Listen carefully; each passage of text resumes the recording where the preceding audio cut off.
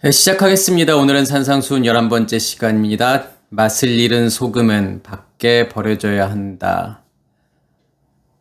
마태복음 5장 13절 말씀입니다. 너희는 세상의 소금이니 소금이 만일 그 맛을 잃으면 무엇으로 짜게 하리요? 후에는 아무 쓸데없어 밖에 버려져 사람에게 밟힐 뿐이니라. 아멘. 13절 말씀에는 너희는 세상의 소금이다 이렇게 말씀을 하시고 14절에는 너희는 세상의 빛이다 라고 말씀을 하시죠. 그래서 똑같이 이제 세상이라고 하는 그 단어로 번역을 했는데 히브리어나 헬라어 단어에서는 다른 단어를 쓰고 있죠. 그래서 여기서 너희는 세상의 소금이다 할 때 세상이라고 하는 단어가 게라는 단어를 쓰고 이 게라는 단어는 땅이라는 뜻이죠. 그래서 히브리어로는 에레츠라는 단어를 쓰는 거고 너희는 세상의 빛이다 할 때 이 세상이라고 하는 것은 코스모스라는 단어를 써요. 그리고 히브리어에서도 올람이라고 하는 단어를 쓰죠. 근데 그 다른 단어를 이제 똑같이 세상이라고 번역을 한 거고 원래 뜻은 이 세상이라고 하는 뜻보다는 이게 땅이라고 하는 뜻이니까 땅의 소금이니 너희는 땅의 소금이니 이렇게 번역을 할 수가 있겠죠. 그러면 너희는 세상의 소금이다라고 말할 때 땅의 소금이다라고 말할 때 그 땅이라고 하는 것은 무엇을 의미하는 걸까요? 그러니까 땅이라고 하는 것은 마음을 이야기하는 거고 그래서 마음 땅이라고 이야기하는 거고 인간의 영역이라고 하는 거죠. 그러니까 우리의 영역이라고 하는 것을 땅이라고 이야기해요. 그리고 하나님의 영역을 무엇으로 이야기하는 거냐면 하늘이라고 말하고 있죠. 그래서 하늘 샤마임을 하나님의 영역이라고 이야기하는 거고 땅이라고 하는 것은 우리의 영역인데 그 영역 안에서의 소금이라고 하는 것이 과연 무슨 의미가 있을까? 왜 예수님께서 오늘 소금이라고 하는 단어를 사용하셨을까? 13절도 마찬가지이고 14절도 마찬가지이고 우리가 어떻게 생각할 수 있냐면 너희는 세상의 소금이야. 그리고 너희는 세상의 빛이야. 그러니까 마치 우리가 세상에서 어떠한 역할을 해야 되는지 크리스찬으로서 어떠한 역할을 해야 되는지를 보여주는 거라고 생각할 수도 있잖아요. 그러니까 너희는 세상의 소금이야 이렇게 말하니까 소금과 같이 이 세상에 부정부패가 많은데 악이 많은데 그 악의 세상에서 너희가 그 부패를 방지하는 소금의 역할을 해야 돼 라고 생각할 수도 있는 거고 너희는 세상의 빛이야 그러니까 어떻게 생각할 수 있냐면 이 어두움으로 가득한 세상에 크리스찬인 우리가 빛을 밝혀야 된다. 그래서 그 어둠을 몰아내야 된다. 이렇게 생각을 하지만 13절 말씀도 마찬가지고 다음 시간에 볼 14절, 15절도 마찬가지예요. 이것은 전부 다 어디에서 일어나는 일을 설명하고 있는 거냐면 우리 안에서 일어나고 있는 것을 설명하는 거예요. 그럼 예수님께서 말씀하시는 너희는 땅의 소금이야 라고 말할 때 과연 그 소금이 무엇을 의미하는지 그것에 대해서 말씀을 드리도록 하겠습니다. 이 소금이라고 하는 단어는 헬라어로는 할라스라는 단어를 쓰죠. 할라스가 소금인 거고 그리고 히브리어는 멜라흐라는 단어를 쓰죠. 근데 이 멜라흐라는 단어는 말라크에서 온 단어인데 말라크라는 단어는 미끄럽게 하다, 고르다, 부드럽게 하다 이런 뜻도 있고 타작하다, 탈곡하다라는 뜻도 있어요. 사라지다. 그리고 아첨하다, 우쭐대다, 교만하다 그런 뜻도 있어요. 그러면 여기에서 이 소금이라고 하는 것은 결국은 뭘 이야기하고 싶은 걸까요? 우리 안에 간직되어져 있는, 우리의 마음 땅에 간직되어져 있는 가장 중요한 부분, 무엇이 마음을 만들고 있느냐의 문제겠죠? 그래서 제가 여러 번 말씀을 드리는 거지만 우리의 마음은 무엇에 의해서 만들어지는 거냐면 영에 의해서 만들어지죠. 그 영이라고 하는 것은 제가 크게는 두 가지밖에 없다라고 말씀을 드렸어요. 어떠한 영이 있냐면 거룩한 영, 성령이 있고 악한 영이 있죠. 악한 영을 무엇이라고 이야기하는 거냐면 사탄이라고 이야기하는 거고 마귀라고 이야기해요. 그래서 요한계시록에서는 용이라고 이야기를 하죠. 결국은 우리의 마음을 무엇이 만드느냐의 문제겠죠. 악한 영이 만드느냐, 사탄이 또 마귀가 우리의 마음을 만드느냐, 아니면 성령께서 하나님의 말씀이, 하나님의 의식이 우리의 마음을 만드느냐. 그러면 어떠한 체계가 내 안에 존재하고 있다라는 거고, 그 체계에 의해서 우리의 마음이 만들어진다라고 하는 거죠. 그래서 제가 그 컴퓨터의 예를 들었었는데, 컴퓨터에는 뭐가 있냐면 소프트웨어가 있고 하드웨어가 있잖아요. 그러니까 소프트웨어라고 하는 것은 뭐냐면 명령어예요. 그러니까 무엇을 작동하기 위한 명령어인 거냐면 하드웨어를 작동하기 위한 명령어가 소프트웨어예요. 그런데 이 소프트웨어의 명령어를 실행하기 위해서는 무엇가 반드시 필요하냐면 운영체계라는 게 필요해요. 그 질서 체계가 필요한 거죠. 그것을 우리는 무엇이라고 이야기하는 거냐면 OS라고 이야기하죠. 그러니까 오퍼레이션 시스템. 그것을 우리가 이제 윈도우라고 하는 것을 사용하잖아요. 그게 바로 OS예요. 그러니까 운영체계란 말이에요. 그 운영체계가 반드시 있어야만이 이 소프트웨어에 있는 그 명령어를 하드웨어가 인식할 수 있게 만들어주는 역할을 하는 거예요. 그게 우리 안에 간직되어져 있는 무엇이냐면 체계이고 질서인 거예요. 그래서 옛 의식이라고 하는, 그러니까 다시 말해서 용이라고 하는 거고 사탄이라고 하는 거죠. 그것이 그 옛 의식이 작동하기 위해서는 무엇이 필요한 거냐면 우리 안에 체계와 질서가 필요한 건데, 그 체계와 질서를 무엇이라고 이야기하는 거냐면 율법이라고 이야기하는 거예요. 그래서 지금 제가 무엇을 말씀드리고 싶은 거냐면, 우리 안에 간직되어져 있는 우리의 마음을 만드는 질서, 체계, 그것을 무엇이라고 이야기하는 거냐면 여기에서는 소금이라고 이야기를 하는 거예요. 그러면 소금이 어떠한 상태로 어떠한 소금이 우리 안에 간직되어져 있느냐의 문제죠. 예수께서 지금 뭐라고 말씀하시는 거냐면 너희는 땅의 소금이야 라고 하는 것은 우리가 두 가지로 생각해 볼 수 있는 거예요. 처음부터 우리의 마음에는, 마음 땅에는 무엇이 존재하고 있는 거냐면 율법이 존재하고 있다라는 거죠.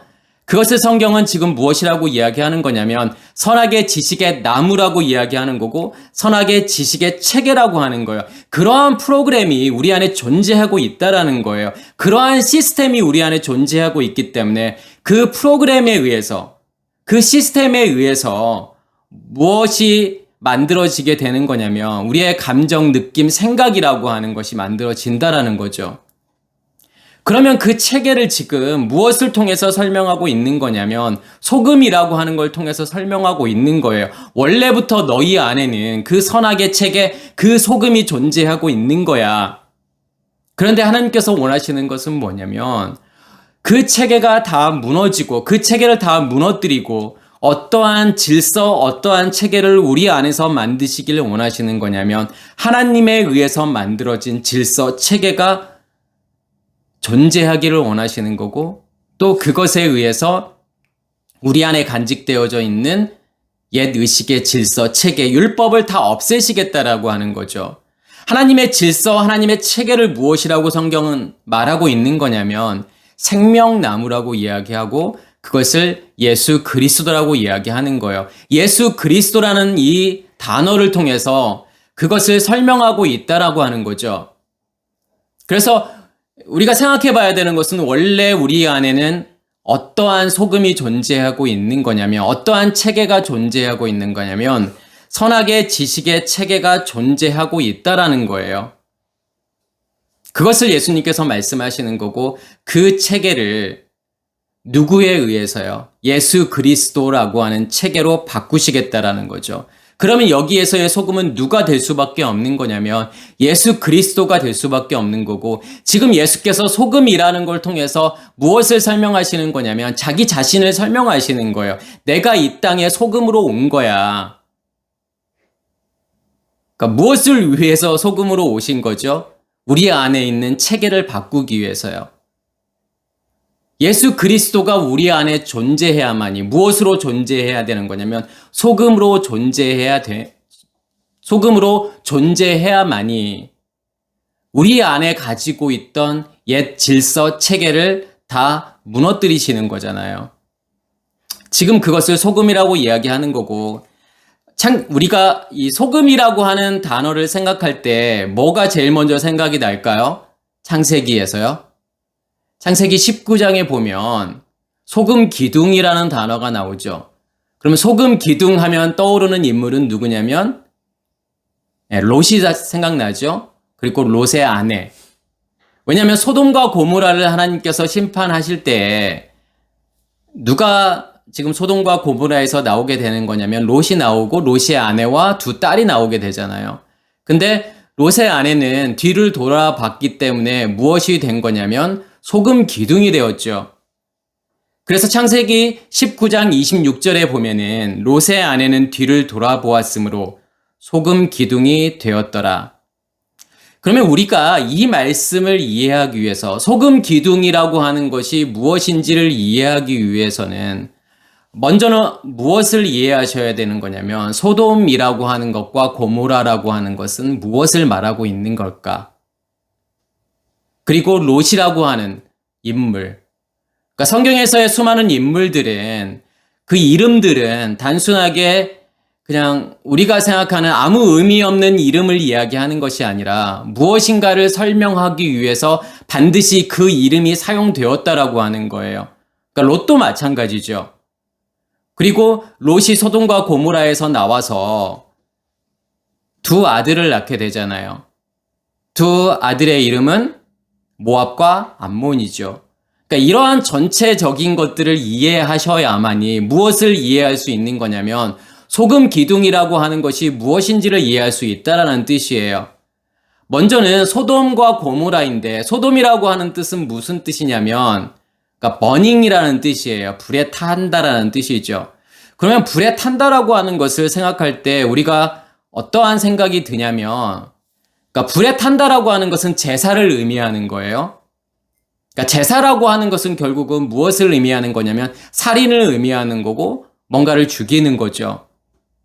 그래서 성경에서의 살인이라고 하는 것은 무엇을 의미하는 거냐면 내가 하나님을 어떻게 인식하고 있느냐의 문제예요. 내가 가지고 있는 옛 의식의 체계로 나의 의식의 체계로 하나님을 이해하는 거, 하나님을 보는 거, 그것을 무엇이라고 이야기하는 거냐면 살인이라고 이야기하는 거예요. 왜냐하면 그 하나님은 나의 의식의 체계로 이해되어지는, 경험되어지는 그 하나님은 진짜 하나님이 아니기 때문에요. 밖에 존재하고 있는 그 하나님은 실체하지 않기 때문에 그 하나님은 뭐라고 이야기하는 거냐면 죽었다라고 이야기하는 거예요. 그것을 살인이라고 이야기하는 거예요. 그래서 사람들이 반복 제사하는 이유는 뭐냐면 계속 끊임없이 살인하는 거고 누구를 살인하게 되는 거냐면 하나님이라는 존재를 살인하게 된다라는 뜻이죠. 그럼 여기서의 불탄다라고 하는 의미는 무엇을 의미하는 거냐면 율법을 의미하는 거예요. 그래서 불탄다라고 하는 것은 열심이고 열정이잖아요. 어떠한 열심과 열정을 또 이야기하는 거냐면 종교적인 열심, 열정을 의미하는 거죠. 그게 소돔이라는 뜻이에요. 그러니까 고모라라고 하는 뜻은 뭐냐면 아모라라는 뜻이에요. 단어예요. 이 아모라라고 하는 단어는 무슨 뜻이 있냐면 어떠한 더미를 이야기하는 거예요. 묶음을 이야기하는 거예요. 여러 개가 묶여져서 하나의 더미를 이루는 거, 하나의 묶음을 이루는 거. 그게 아모라라는 뜻이에요. 그래서 아마르에서 온 단어인데 아마르라고 하는 것이 가깝게 묶다, 정복하다, 노예로 만들다 그런 뜻이 있어요. 다시 말해서 소돔이라고 하는 것은 뭐냐면 우리 안에 뭐가 존재하고 있다라는 뜻인 거냐면 옛 의식의 체계가 존재하고 있다라는 뜻이에요. 율법이라는 체계, 질서가 존재하고 있다라는 거죠. 그러면 고모라라고 하는 것은요. 그것으로 내가 묶여지고 엮여지고 그것이 내 안에서 확장되어져 간다라는 거죠. 그것이 무엇을 만드는 거냐면 나의 의식을 만드는 거예요. 그것에 의해서 나의 감정, 느낌, 생각이 만들어지고 또 의미들이 만들어지는 거예요. 그리고 관계들이 만들어지고 결국은 그게 무엇을 만드는 거냐면 나라는 존재를 만들죠. 나라는 자아를 만드는 거고 나라는 의식을 만드는 거예요. 그게 고모라라는 뜻이에요. 그렇기 때문에 제가 아까 정복하다라는 뜻도 있고 노예로 삼다라는 뜻도 있는 거죠. 그 체계에 의해서 살아갈 수밖에 없는 거예요. 그 체계에 의해서 생각할 수밖에 없는 거고 그 체계에 의해서 말하고 행동하면서 살 수밖에 없다라는 거예요. 그게 노예잖아요. 그래서 우리 안에 무엇이 간직이 되어져 있느냐, 어떠한 질서가 내 안에 있느냐, 어떠한 프로그램이 내 안에 있느냐, 어떠한 운영 체계가 내 안에 존재하고 있느냐에 따라서 그것에 의해서 뭐가 작동할 수밖에 없다라는 거죠. 하드웨어가 작동할 수밖에 없다라는 거잖아요. 그러니까 그 하드웨어가 작동한다라고 하는 것은 우리의 뇌라는 것은 결국은 그것의 지배를 받을 수밖에 없는 거죠. 그래서 우리의 생각하는 모든 것들이 무엇에서부터 나올 수밖에 없는 거냐면 내 안에 간직되어져 있는 그 시스템에 의해서 만들어질 수밖에 없다는 거. 그것을 성경은 무엇이라고 이야기하는 거냐면 소돔이라고 이야기하는 거고 고모라라고 이야기하는 거예요. 그게 율법인 거고 그게 죄라는 거예요. 우리는 처음부터 그것에서부터 시작이 되었다라고 하는 거죠. 그래서 지금 롯이 어디에 거하게 되는 거냐면 소돔과 고모라에 거하는 거고 소돔과 고모라에 거한다라는 뜻은 무엇이냐면 롯의 상태가 소돔과 고모라라는 거예요. 그렇기 때문에 롯이라고 하는 단어는 그러니까 로트라는 단어죠. 이 로트라고 하는 단어는 루트에서 온 건데 루트라고 하는 단어는 뭐냐면 덮다, 가리다, 숨기다라는 뜻이에요. 그래서 명사로는 비밀이라는 뜻도 있고 보자기라는 뜻이 있어요. 루트라는 것이요. 결국은 롯이라고 하는 것은 결국은 가려워져 있는 거고 덮여 있는 거고 숨겨져 있는 거예요. 누가 가려워져 있는 거고 누가 숨겨져 있는 걸까요? 하나님이라는 존재가요. 하나님이라는 존재가 비밀이라는 뜻이에요. 어디 안에 있기 때문에요. 소돔과 고모라의 상태에 있기 때문에 하나님이라는 존재는 절대로 알 수 없고 경험할 수 없고 인식할 수 없다라는 거죠. 어디에 존재하고 있기 때문에요. 우리의 시스템 밖에 존재하고 있기 때문에요. 우리의 시스템으로는 우리의 간직한 그 체계로는 하나님을 절대로 인식할 수 없다라는 거예요. 그게 롯의 상태죠. 그러면 우리가 이 롯의 상태를 이해했다 그러면 무엇을 이해할 수 있는 거냐면 소금 기둥이라고 하는 게 무슨 뜻인지를 알 수 있겠죠. 제가 소금이라고 하는 것은 결국은 우리 안에 간직되어져 있는 시스템을 이야기한다고 말씀을 드렸잖아요. 체계 질서, 율법을 이야기한다고 말씀을 드렸죠. 마치 뭐와 같은 거냐면 소돔이라고 하는 것과 같은 거예요. 기둥이라고 하는 뜻은 뭐냐면 넷지브라는 단어를 써요. 그래서 넷지브 멜라흐 그러면 이걸 소금 기둥이라고 이야기하는 건데 이 넷지브라고 하는 단어는 우두머리라는 뜻이에요. 그래서 장관, 감독, 놓여진 것, 정해진 것이라는 뜻이 있는 거고 이게 낫자브라는 단어에서 온 건데 놓다, 두다, 고정시키다라는 뜻이에요. 어떤 고정되어져 있는 것이 뭐냐면 넷지브라는 거예요. 기둥이라는 거예요. 그러면 무엇이 세워져서 무엇으로 내가 고착되고 무엇으로 내가 고정되어지는 거냐면 내 안에 간직되고 있는 체계에 의해서 그것으로 살 수밖에 없는, 살아갈 수밖에 없는 존재라는 거죠. 그걸 소금 기둥이라고 이야기하는 거예요. 그래서 소금 기둥이라고 하는 단어는 어떠한 단어와 같은 의미인 거냐면 소돔과 고모라라는 뜻과 같은 거예요.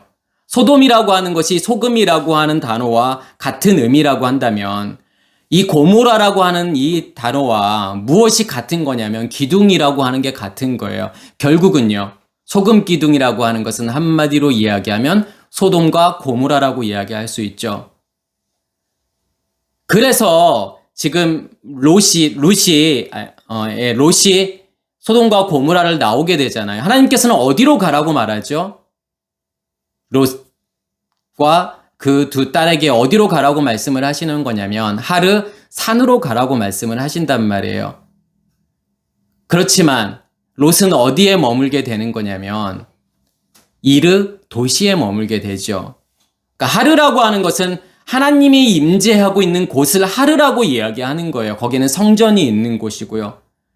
하나님께서는 어디로 가라고 말씀을 하시는 거냐면 그 하르로 가라고 하는데 롯은 어디로 가게 되는 거냐면 이르로 가게 되잖아. 이르라고 하는 것은 도시인 거고 영역이에요. 무엇이 지배하고 있는 영역이냐면 소돔과 고모라가 지배하고 있는 영역이라고 하는 거예요. 그래서 소돔과 고모라에는 의인이 한 명도 없는 거예요. 하나님께서 아브라함에게 내가 소돔과 고모라를 멸망시킬 거야, 심판할 거야. 그때 아브라함이 뭐라고 말을 하냐면 거기에 의인 50명이 있으면 어떻게 하실 겁니까? 그들을 용서하실 겁니까? 그래, 용서할게. 그러면 의인이 45명이면요. 용서할게. 40, 30, 20, 그 다음에 10, 10명. 10명이 있으면 어떻게 하시겠습니까? 그래, 용서할게. 소돔과 고모라의 상태에서는 의인이 단 한 명도 존재할 수 없다라는 거죠. 왜 그럴까요? 그 율법의 의식의 체계 안에서는 의롭다라고 하는 것이 존재할 수 없는 거예요. 의인이 존재할 수 없는 거잖아요. 그리고 그 롯이 낳은 아들들이 누구죠? 그 두 딸에 의해서 낳은 그 아들들의 이름이 뭐냐면 모압과 암몬이잖아요. 그러니까 모압과 암몬이라고 하는 것은 모아브라고 하는 단어죠. 그러니까 아부에서 온 단어예요. 아버지로부터. 앞에 맴이 붙었잖아요. 그리고 암몬이라고 하는 단어는 암이라고 하는 단어에서 온 건데 암이라고 하는 것은 백성이라는 뜻이에요. 그럼 여기에서 모압이라고 하는 것은 결국은 아버지라고 하는 단어이고 암몬이라고 하는 것은 백성이라고 하는 건데 무엇이라고 생각하면 되냐면 어머니라고 생각하시면 돼요. 아버지와 어머니라는 거예요.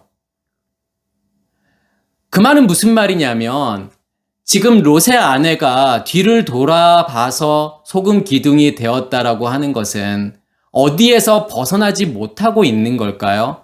그러니까 롯의 아내라고 하는 것은 누구의 상태를 이야기하는 거냐면 롯의 상태를 이야기하는 거예요.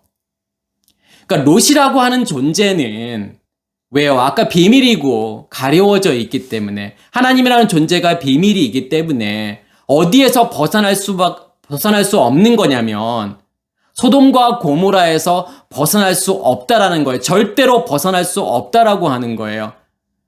그게 소금 기둥이잖아요. 소금 기둥이 되었다라고 하는 거고 그 낳은 두 아들이 모압과 암몬이잖아요. 아버지라고 하는 것은 뭐냐면 체계예요. 집의 가장이면서 집의 질서를 유지하는 체계 질서를 의미하는 것이 아버지, 아부라고 하는 것이죠. 그러면 어머니라고 하는 것은요. 그것에 의해서 만들어진 나라고 하는 존재. 그것에 의해서 만들어진 모든 것들. 그것을 어머니라고 이야기하는 거예요. 그게 모압과 암몬이잖아요. 그럼 어떤 단어하고 같은 거죠? 소금 기둥이라고 하는 것과 의미가 같은 거고 소돔과 고모라라고 하는 것과 의미가 같은 거예요. 그게 아버지와 어머니잖아요. 그래서 아버지와 어머니라고 하는 것은 나를 이루고 있는 전부라고 생각하시면 돼요. 그래서 하나님께서도 5계명에 내 부모를 공경해 아버지와 어머니를 이야기하는 건데 그러면 거기에서 아버지와 어머니라고 하는 것은요. 하나님께서 주신 하나님에 의해서 만들어진 질서 체계를 이야기하는 거고 생명나무를 이야기하는 거잖아요. 그리고 그것에 의해서 만들어지는 전부 나라는 존재. 그게 아버지와 어머니잖아요. 공경하다라고 하는 것은 카바드라고 하는 것은 뭐냐면 그것으로 충만한 거예요. 무겁다라는 뜻이잖아요. 카바드가요. 그게 부모를 공경하는 거예요. 그게 마지막이에요. 내 안에 진짜 네 번째 계명 안식이 이루어졌어?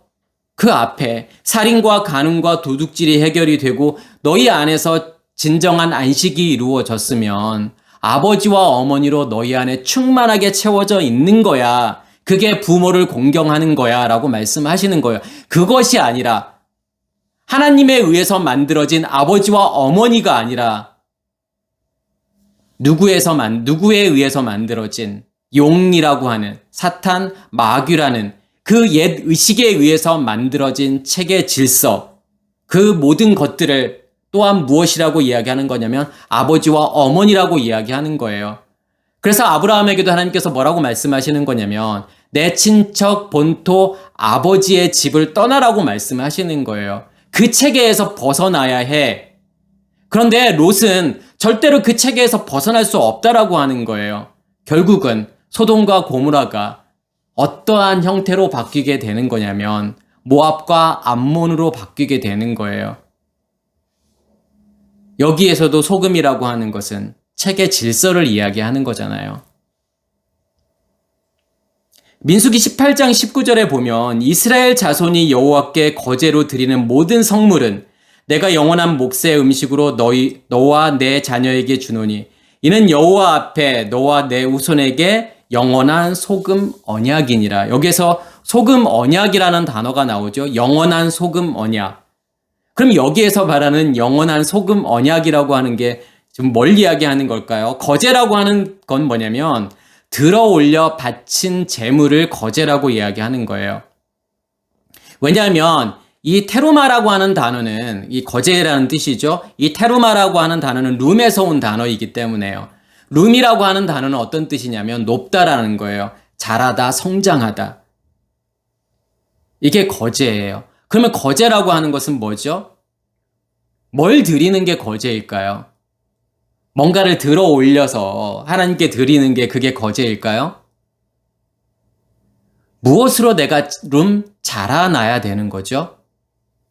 높이가 자라나야 되는 거죠. 하나님이라고 하는 존재가 내 안에 있으므로 그의 말씀이 그의 의식에 의해서 만들어진 체계, 그것에 의해서 내가 자라나는 거잖아요. 내 안에 있는 영의 몸이 자라나는 거죠. 그것을 룸이라고 이야기하는 거고 그것을 거제라고 이야기하는 거고 그 거제를 하나님께서 뭐라고 말씀하시는 거냐면 그것을 성물이라고 말씀하시는 거예요. 성물이라고 하는 단어는 코데시라는 단어를 쓰는 건데 코데시라고 하는 것은 뭐냐면 거룩이라는 거예요. 거룩함을 이야기하는 거예요. 뭐가 거룩한 거죠, 그러면요? 우리는 거룩해지려고 열심히들 부단히들 노력하시잖아요. 그리고 고민하시잖아요. 어떻게 거룩할까? 어떻게 내가 하나님 앞에 거룩한 존재가 될까? 그래서 여러 가지를 해보잖아요. 큐티도 해보고, 금식도 해보고, 또 급여철야도 해보고, 여러 가지를 해보잖아요. 조금이라도 내가 이런 것을 더 하면, 많이 하면, 하나님 앞에 거룩해질 수 있을까? 열심히 몸부림을 치지만, 그러한 것으로, 그러한 행위로는 절대로 거룩해질 수 없다라고 하는 거예요. 왜요? 누구만이 거룩하기 때문에요. 하나님만이 거룩하기 때문에요. 그러면 누가 내 안에 존재해야 되는 거냐면 하나님이 내 안에 존재해야만이, 그분이 내 안에 존재해서 내 안에 질서와 체계를 만들고 그것에 의해서 나라는 존재가 만들어졌을 때, 나의 의식이 그 의식에 의해서 바뀌어졌을 때 그것을 하나님께서는 코데시 거룩이라고 이야기하는 거예요. 이제 너가 나와 같은 존재가 되었구나. 나와 연합함으로 나의 의식으로 너의 의식이 바뀌었구나. 그렇게 되었을 때 하나님께서는 거룩이라고 이야기하는 거예요. 그거 없이, 하나님이라는 존재 없이 내가 무엇을 한다고 하더라도 절대로 거룩해질 수 없다라는 거죠. 그러면서 하나님께서 내가 영구한 몫의 음식으로 너와 내 자녀에게 주노니, 여기에서 이 영구한 몫의 음식이라고 번역을 했지만 여기에서 몫의 음식이라고 하는 것은 뭐냐면 호크라는 단어예요. 이 호크라는 단어는 정해진 것이라는 뜻이 있고 제정되어진 것, 또 이 단어를 어떻게 번역을 많이 하냐면 규례, 율례 이렇게 번역을 해요. 그런데 이 호크라고 하는 단어는 하카크에서 온 단어인데 하카크라고 하는 것은 뭔가를 새기다, 조각하다라는 뜻이에요. 그럼 무엇이 우리 안에 새겨지고 조각되어져야만이 그것을 호크라고 이야기하는 걸까요? 그것을 지금 어떠한 몫의 음식이라고 이야기하는 걸까요? 하나님의 말씀이요. 하나님의 의식이 내 마음에 기록되고 새겨졌을 때, 하나님이라고 하는 그 시스템이 내 안에 존재했을 때 그것을 호크라고 이야기하는 거예요. 절대로 법규, 규례, 율례 이렇게 번역할 수 있는 게 아니에요. 너희는 법규를 지켜, 율례를 지켜, 그렇게 하니까 이 호크를 우리가 오해하는 것 뿐인 거예요. 내가 행위로 지키는 것을 의미한다라고 생각하지만 그런 게 호크가 아니에요.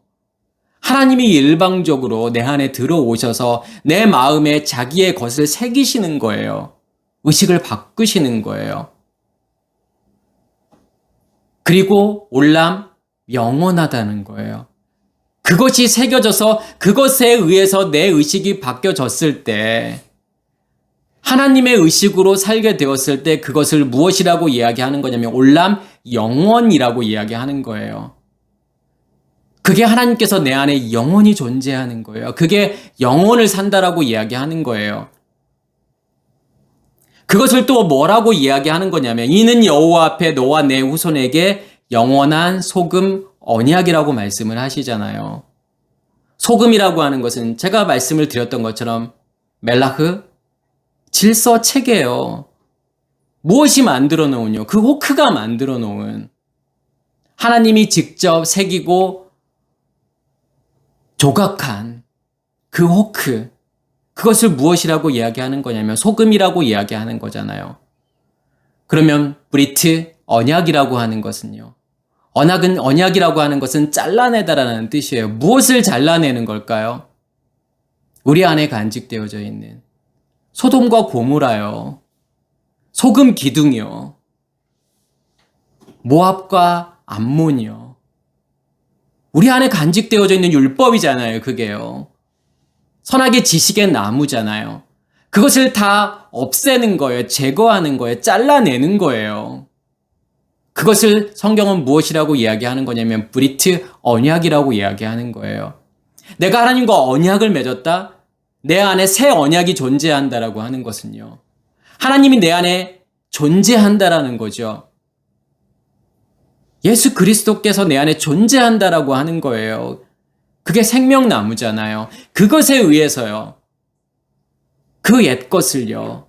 그 설악의 지식의 나무를 다 없애시겠다라는 거예요. 그게 언약인 거예요. 왜 영원한 걸까요? 그것만이 남는 건 무엇만이 남는 거예요? 그 소금만이 남게 되잖아요. 다른 건 다 잘라서 없어지게 되고 언약에 의해서요. 그것을 올람 영원이라고 이야기하는 거예요. 그것을 성경은 지금 영원한 소금 언약이라고 말하고 있는 거죠. 너희는 세상의 소금이니 소금이 만일 그 맛을 잃으면 그러면 소금이 그 맛을 잃는다라고 하는 것은 뭘 의미하는 걸까요? 무엇이 여전히 내 안에 존재하고 있다라는 거죠? 그러니까 소금이 맛을 잃는다라고 하는 것은 소금이 소금의 역할을 못한다라고 하는 거잖아요. 소금이 소금의 역할을 한다라고 하는 것은 소금이 누구를 의미하는 거예요, 그러면요. 예수 그리스도를 의미하는 거고 그 소금이 나에게 아무 영향을 못 미치고 있을 때 그 소금은 맛을 잃은 상태라고 이야기하는 거예요.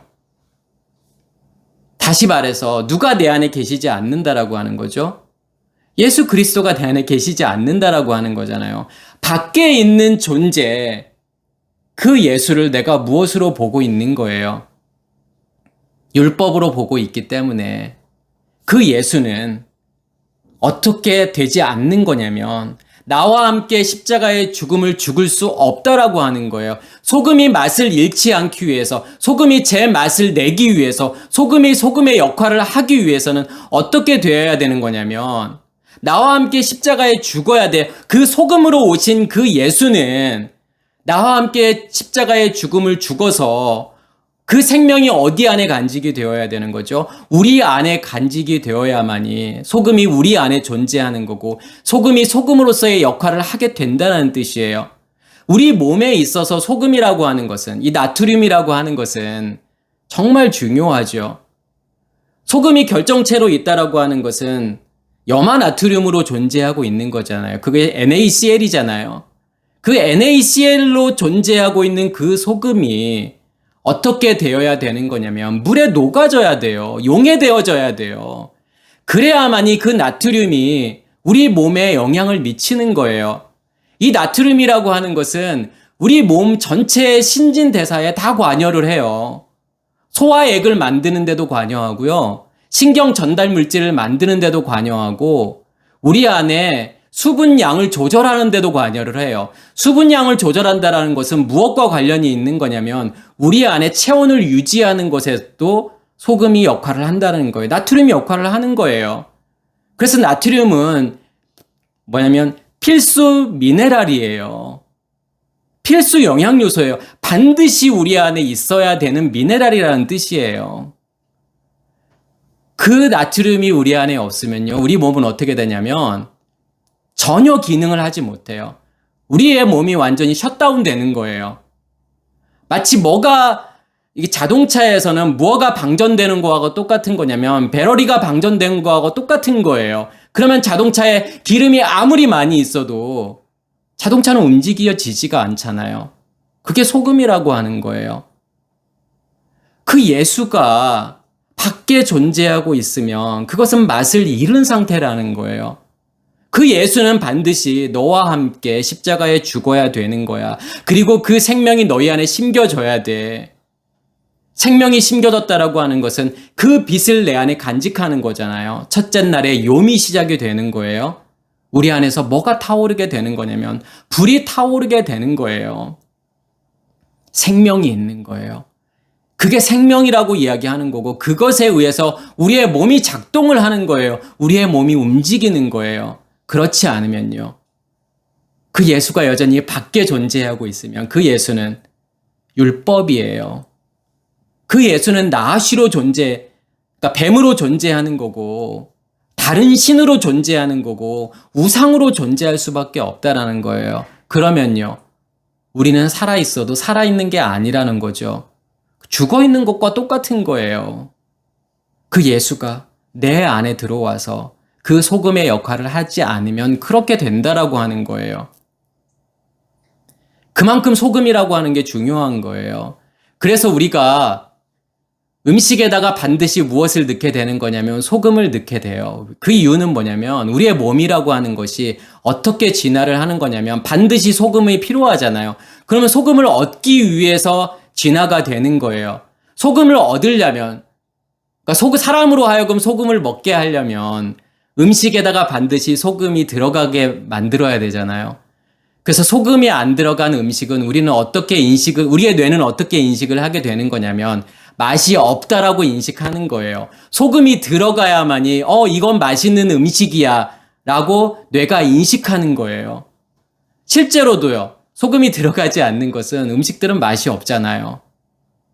그 맛을 내는 게 뭐냐면 소금이라는 거잖아요. 우리가 찌개나 매운탕에 맛이 없는 이유 중에 상당 부분은 뭐냐면 소금이 덜 들어가서 그래요. 그러니까 소금을 더 넣게 되면 맛있어져요.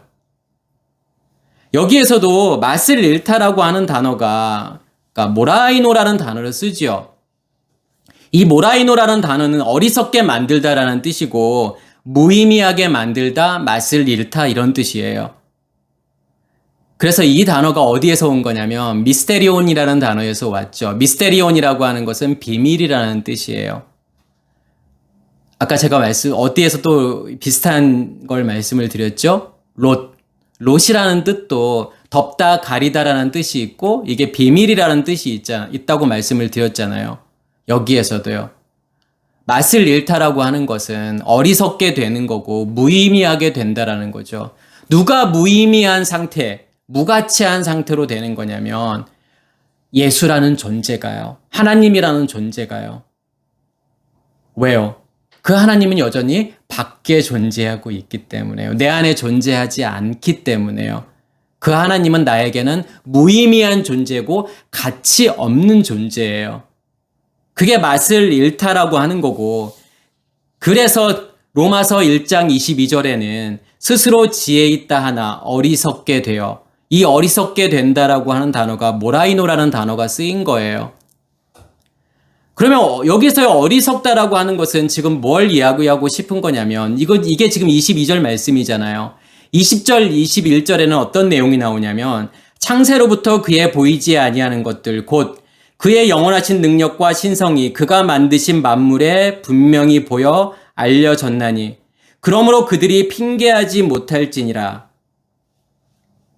자, 창세로부터 이게 어떤 창조물로부터라는 거죠. 그러면 이게 무엇을 이야기하는 걸까요? 창조로부터 그가 만드신 만물. 그러면 그가 만드신 이 만물이라고 하는 것은 지금 누구를 설명하고 싶은 거죠? 그게 예수라는 존재예요.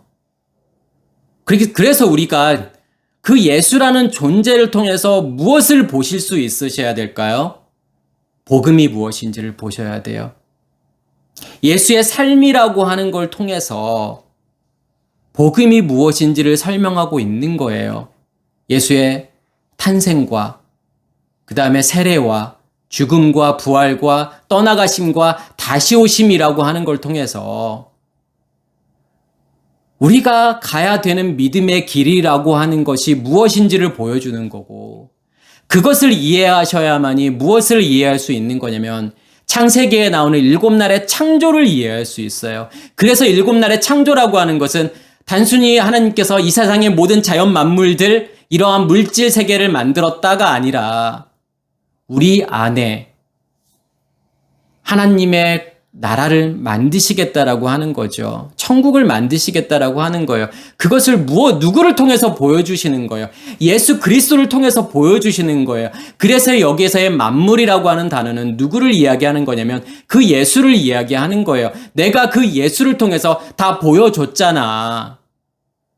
그런데 그 예수 안에는 뭐가 담겨 있는 거죠? 그의 보이지 아니하는 것들, 곧 그의 영원하신 능력과 신성이. 그게 의미하는 것은 뭐냐면 복음이라고 하는 것과 하나님 자신이라는 거죠. 하나님 자신이 그 안에 담겨 있는 건데 그것을 드러내시는 거예요. 누구를 통해서요? 예수와 마시아를 통해서, 예수 그리스도를 통해서 드러내시는 거잖아요. 7날의 창조를 통해서요. 그래서 7날의 창조라고 하는 것은 무엇이라고 말할 수 있는 거냐면 하나님의 온전한 드러나심이라고 표현할 수 있는 거예요. 그렇게 만물이라는 그 예수를 통해서 내가 분명히 보여 알려줬잖아. 그러므로 그들이 핑계하지 못할지니라. 핑계할 수 없다라는 거잖아요. 보여줬잖아요. 보라는 거잖아요. 그럼 그것을 볼 수 있느냐의 문제죠. 내가 너희들 보라고 예수 보냈잖아. 내가 너희들 보라고 말씀도 줬잖아. 이 성경이라고 하는 것도 너희에게 줬잖아. 그러면 그것으로 볼 수 있어야 되는 거죠. 그 안에 간직된 것이 무엇인지를 볼 수 있어야 된다라는 거예요. 그런데 21절에 보면 하나님을 알되 하나님을 영화롭게도 하지 아니하며 감사하지도 아니하고 오히려 그 생각이 허망하여지며 미련한 마음이 어두워졌나니. 여기에서 하나님을 알되라고 하는 것은 무엇으로 하나님을 알고 있다라는 거죠? 율법으로요. 그 안에 진짜 담겨져 있는 하나님을 보지 못하고 그 보여지는 껍데기만 본다라는 거잖아요. 그렇기 때문에 그 하나님을 영화롭게도 할 수 없고 감사하지도 못한다는 거죠. 어떻게 하나님을 영화롭게 해야 되는 거죠? 그 하나님과 내가 연합됨으로요. 하나됨으로 그렇게 해야 된다라는 거잖아요. 하나님을 내가 율법으로 알고 있기 때문에 그 생각이 허망하여지며 미련한 마음이 어두워졌다. 우리의 마음과 생각이 어떻게 될 수밖에 없다라는 거죠. 내 안에 선악의 지식의 체계가 존재하고 있기 때문에 우리의 생각은 허망하고, 허망하다라고 하는 것은 가치 없게 만들다라는 뜻이에요. 아무 가치가 없는, 우리의 생각과 마음은 가치 없는 거고 어두움으로 존재할 수밖에 없다라는 거예요. 그렇기 때문에 22절에 스스로 지혜 있다 하나 어리석게 되어. 그거 어리석은 거야. 그거 소금이 맛을 잃은 거야. 너가 소금이 무엇인지 모르고 있는 거야. 너가 여전히 소금을 율법으로 보고 있으면 나와는 전혀 상관없기 때문에 그 소금이 내 안에 들어와서 맛을 낼 수 없다라는 거죠. 맛을 낼 수 없다라고 하는 것은 무엇을 할 수 없다라고 하는 거냐면 나를 변화시킬 수 없다라는 거예요. 내 안에 생명으로 존재해서 나를 변화시켜야 되는데 결국은 밀어나게 되지 않으려면 어떻게 해야 된다라는 거죠? 그러면서 무엇으로 짜게 하리요? 이렇게 말씀을 하시잖아요. 그러면 소금이 맛을 잃었던 소금이 짜게 되는 방법은 뭐가 있을까요? 한 가지밖에 없죠. 그 맛을 잃은 상태로 존재하는 그 예수가 나와 함께 그 십자가의 죽음을 죽어야 되는 거예요. 말씀이 들려져서 우리의 의식이 깨어져야 되는 거고, 내 안에 무엇을 간직해야 되는 거냐면 그 예수의 생명이 내 안에 간직이 되어져야 되는 거예요. 그러면 그 하나님께서 내 안에서 일하시게 되는 거잖아요. 어떠한 일을 하시게 되는 거죠? 일곱 날의 창조라고 하는 일을 하시는 거잖아요. 누구와 연합된 존재로 만드시는 거냐면 하나님과 연합된 존재로 만들어 가시는 거죠. 그래서 여섯째 날에 자카로와 네케바의 연합, 그것을 하나님께서 뭐라고 말씀하시는 거냐면 샤바트라고 말씀하시죠. 그걸 안식이라고 이야기하는 거고, 그것을 천국이라고 이야기하는 거고, 그것을 하나님의 나라라고 이야기하는 거예요. 하나님께서는 우리 안에 소금으로 들어오셔서 그 짠맛을 내기를 원하시는 거죠. 다시 말해서 뭘 하기를 원하시는 거냐면 일하기를 원하신다라는 거예요. 그 소금은, 그 예수와 마시아은은 뭘 만들게 되는 거냐면 우리 안에 씨 가진 열매를 만드는 거예요. 그것을 성경은 속사람이라고 이야기하는 거고 영의 몸이라고 이야기하는 거예요. 그 영의 몸으로 살아가는 존재, 그 속사람으로 살아가는 존재를 하나님께서 만드시겠다라는 뜻이에요. 그것을 무엇이라고 이야기하는 거냐면 영원한 소금 언약이라고 말씀하시는 거예요. 그래서 소금에 의해서 만들어지는 브리트 언약이잖아요. 그 언약의 핵심이라고 하는 것은 잘라내고 없애겠다라는 게 언약의 핵심이죠. 그러면서 뭐라고 말씀하시는 거냐면 후에는 아무 쓸데 없어. 이것을 직역을 하게 되면 어떻게 직역을 할 수 있냐면 어떤 것도 여전히 힘이 없다라는 거예요. 어떠한 힘이 존재하지 않는다라는 거냐면 나를 바꿀 수 있는 힘이 존재하지 않는다라는 거예요. 그래서 여기서 쓰인 단어가 히스키오라는 단어죠. 이 히스키오라는 단어가 힘이 있다, 강하다, 능력이 있다라는 거예요. 근데 앞에 우데이스라는 단어가 나오는데 우데이스는 뭐냐면 어떤 것도 뭐뭐 아닌이라는 뜻이에요. 그럼 합치면은요. 어떤 것도 우리 안에서 능력을 발휘할 수 없다라는 거잖아요. 힘을 낼 수 없다라는 거잖아요. 무엇이 없기 때문에요. 내 안에 소금이 존재하지 않기 때문에요. 내 안에 예수 그리스도가 존재하지 않기 때문에 내가 변하지 않는 거라는 거예요. 우리의 마음이 변하지 않는 거고 우리의 생각이 변하지 않는 거고 우리의 감정, 느낌, 이 모든 것이 변하지 않는다라는 거예요. 이 세상을 살아가는 의미들이 바뀌지 않는 거예요. 의식이 바뀌지 않는 거잖아요. 그럴 만한 능력이 없다라는 거예요. 무엇이 존재하지 않으면요. 내 안에 소금 언약이 존재하지 않으면, 그 소금이 존재하지 않으면, 예수 그리스도가 존재하지 않으면 우리 안에 아무 일도 일어나지 않는다라는 거예요. 여전히 무엇으로 살 수밖에 없는 거죠? 어두움으로 살 수밖에 없는 거잖아요. 율법의 지식의 체계로 살 수밖에 없는 거예요. 선악의 지식의 나무가 내 안에 존재해서 그것은 다른 어디에 존재하고 있는 것이 아니라 우리 각자 안에 다 존재하고 있는 거예요. 그것으로 살아갈 수밖에 없잖아요. 왜 사람들이 마음이 힘들어하고 마음에 병에 걸려 있죠? 정말 많은 사람들이 마음의 병에 걸려서 수많은 사람들이 오늘 또 자살을 시도하잖아요. 무엇이 그렇게 만들어버리는 거예요? 우리 안에 간직되어져 있는 율법이요. 죄라는 것이요. 그 선악의 지식의 나무라는 것이요. 우리는 처음부터 그 열매를 먹고 살았다라고 하는 거예요. 누구에 의해서 그렇게 된 게 아니라 처음부터요. 하나님께서 그렇게 만드신 거예요. 그걸 경험하라고요. 나와 연합되지 않는 거, 너희가 어둠으로 존재하고 있는 것은 이런 거야 라고 하는 것을 보여주고 싶은 거예요. 그래서 그렇게 만드신 거예요. 그렇지만 그것의 정체를 알기 위해서는 뭐가 필요한 거예요? 남편이라는 존재가 필요한 거예요. 그 여자에게, 창세기 3장에 나오는 그 여자에게 누가 있기 때문에 그것을 보게 되는 거죠. 남편이 존재하고 있기 때문에 내가 선악의 지식의 나무 열매를 먹고 있었구나. 내가 부끄러운 존재구나. 내가 벗은 존재구나라는 것을 깨닫게 된다라고 하는 거예요.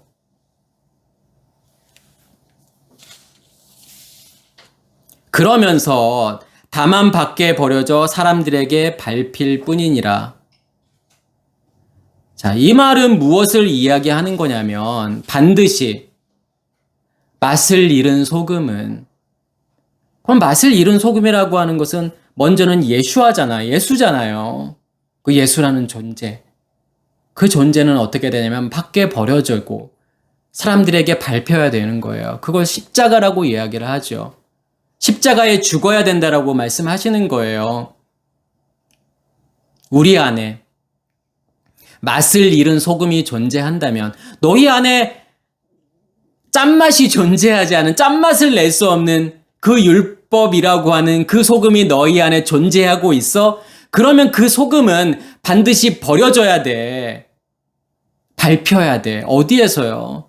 십자가에서요. 십자가의 죽음을 이야기하는 거예요, 그게요. 무엇을 만들기 위해서요? 진짜 소금을 만들기 위해서요.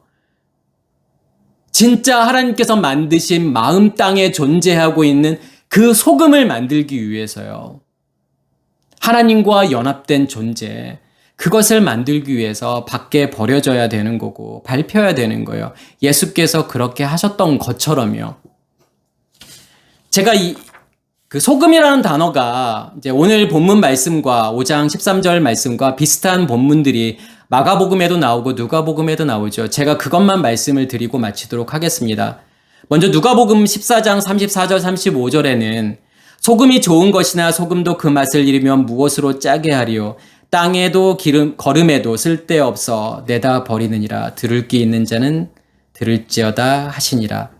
여기에서도 비슷한 본문이 나오잖아요. 그 맛을 잃으면 어떻게 하라는 거죠? 내다 버리라는 거예요. 이게 34절 35절 말씀인데 예수께서 그 위에 33절에 무엇을 말씀하시는 거냐면, 너희 중에 누구든지 자기의 모든 소유를 버리지 아니하면 능히 내 제자가 되지 못하리라. 자, 너희가 가지고 있는 모든 소유를 버리지 아니하면 내 제자가 되지 못해 라는 말씀을 하시고 지금 소금 이야기를 하신단 말이에요. 그러면 네가 가지고 있는 모든 소유를 버린다라고 하는 것이 무엇을 의미하는 걸까요? 너 안에 간직되어져 있는 맛을 내지 못하는 그 소금, 하나님을 인식할 수 없는, 하나님을 경험할 수 없는, 하나님을 알 수 없는 그 맛을 내지 못하는 그 소금, 율법이잖아요. 선악의 지식의 체계고 나무잖아요. 그것을 어떻게 하라는 거냐면 버리라는 거예요. 그게 버려져야만이 내 제자가 되는 거야. 그게 버려지지 않으면 내 제자가 되지 못한다는 거죠. 결국은 예수께서 내 안에 오시는 것은 그거 해결하려고 오시는 거예요. 우리 안에 간직되어져 있는 그 맛없는, 맛을 잃은 소금, 그거 내다 버리기 위해서. 마가복음 9장 50절에도 소금이 좋은 것이로되 만일 소금이 그 맛을 잃으면 무엇으로 이를 짜게 하리요? 너희 속에 소금을 두고 서로 화목하라 하시니라. 소금을 둔다라고 하는 것은 누가 내 안에 계시는 거냐면 그리스도를 이야기하는 거고, 그리스도와 연합된 존재, 즉 하나님과 연합된 존재를 이야기하는 거고, 그것을 무엇이라고 이야기하는 거냐면 샬롬이라고 하는 거예요. 그걸 화목이라고 이야기하는 거예요. 그래서 화평케 하는 자는 복이 있나니 그들이 하나님의 아들이라 일컬음을 받을 것이며, 하나님의 아들이라고 하는 것은 결국은 내 안에 천국이 존재한다라고 하는 거죠. 어떻게 되어졌을 때요? 온전한 그 예수 그리스도라는 소금만이 우리 안에 간직되어졌을 때요. 그래서 오늘 예수께서 말씀하시는 내용은 내가 너희들에게 너희들이라는 땅에 소금으로 왔어. 그렇기 때문에 너희들은 나와 함께 그 죽음을 죽어야 되는 거야. 그래야만이 내가 소금이 너희 안에서 너희를 살리는, 너희를 움직이게 하는, 너희를 살아있는 존재로 계속 그 상태를 유지하게 만드는, 그래서 결국은 나와 온전히 연합된 그 존재로 만들 거야 라고 하는 거예요. 앞으로도 나오는 모든 내용들은, 산상수훈의 내용들은 다 누구만을 설명하고 있는 거냐면 예수 그리스도만을 설명하고 있는 거예요. 그게 복음이니까요. 그걸 통해서 나를 새롭게 만드실 거니까요. 이러한 모든 일들이, 이 소금 언약이, 그 영원한 소금 언약이 우리 안에서 온전히 이루어지기를 간절히 소원합니다. 마치겠습니다.